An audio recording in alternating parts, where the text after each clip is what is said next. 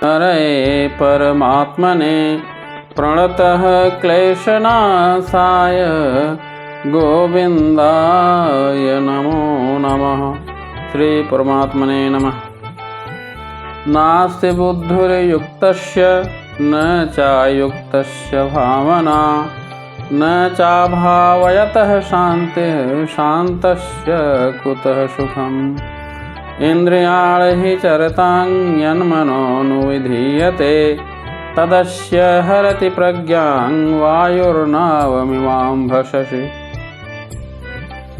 अर्थात जो ईश्वर से संबंधित नहीं है उनकी न तो बुद्धि दिव्य होती है और न ही मन स्थिर होता है, जिसके बिना शांत की कोई संभावना नहीं है और शांत के बिना सुख नहीं है।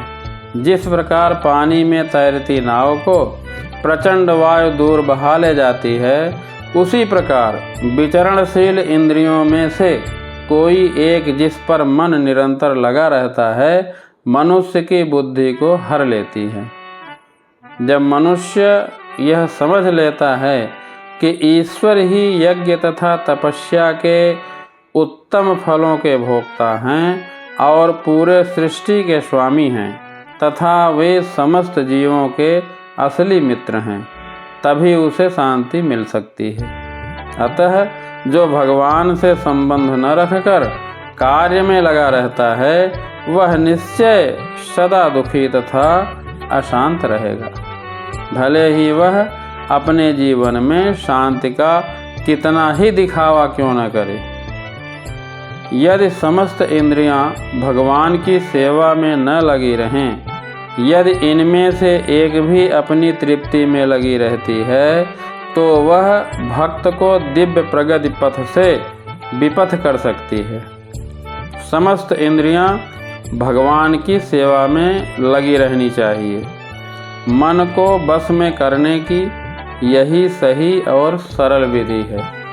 कर्मयोग में मन और इंद्रियों का संयम करना मुख्य होता है। विवेक पूर्वक संयम किए बिना कामना नष्ट नहीं होती और कामना के नष्ट हुए बिना बुद्धि स्थिर नहीं होती। अतः कर्मयोगी साधक को पहले मन और इंद्रियों का संयम करना चाहिए, परंतु जिसका मन और इंद्रियां संयमित नहीं हैं, ऐसे असंयमी पुरुष कभी भी ईश्वर तक नहीं पहुंच सकता। कारण कि मन और इंद्रियां संयमित न होने के कारण वह हमेशा सांसारिक भोगों में ही लगा रहेगा।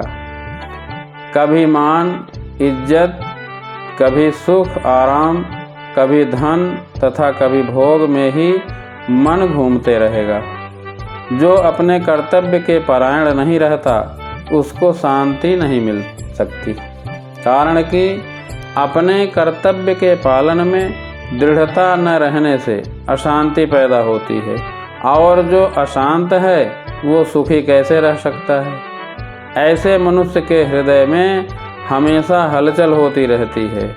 बाहर से उसको कितने भी भोग भोगने को मिल जाएं, पर उसके हृदय की हलचल कभी नहीं मिट सकती, अर्थात वह सुखी नहीं हो सकता। मनुष्य को यह जन्म केवल परमात्मा की प्राप्ति के लिए मिला है, अतः केवल भगवान की प्राप्ति में ही मन को लगाना चाहिए और जब मन भगवान में लग जाएगा तो सांसारिक भोगों से अरुचि अपने आप हो जाएगी। जब तक साधक कार्य क्षेत्र में सब तरह का व्यवहार करता है, तब इंद्रियों के सामने अपने अपने विषय आ जाते हैं। उनमें से जिस इंद्रिय का अपने विषय में राग हो जाता है, वह इंद्रिय मन को अपना अनुगामी बना लेता है। अतः मन उस विषय का सुख भोग करने लग जाता है। मन में उस विषय का रंग चढ़ जाता है, जैसे भोजन करते समय किसी पदार्थ का स्वाद आ जाता है तो रसनेंद्रिय उसमें आसक्त हो जाती है, तो मन उस स्वाद में प्रसन्न हो जाता है। जब मन में विषय का महत्व बैठ जाता है तब वह अकेला मन ही साधक की बुद्धि को हर लेता है। अर्थात साधक में कर्तव्य परायणता न रहकर भोग बुद्धि पैदा हो जाती है और उसी समय बुद्धि मारी जाती है। वह बुद्धि किस तरह हर ली जाती है इस तरह से समझें। जैसे जल में चलती हुई नौका को हवा हर लेती है, ऐसे ही मन बुद्धि को हर लेता है। जैसे कोई मनुष्य नौका से नदी पार कर रहा है और उसी समय विपरीत हवा चलने लगे तो वह अपने गंतव्य स्थान पर नहीं पहुंच सकता। ऐसे ही साधक भी डगमगा जाता है।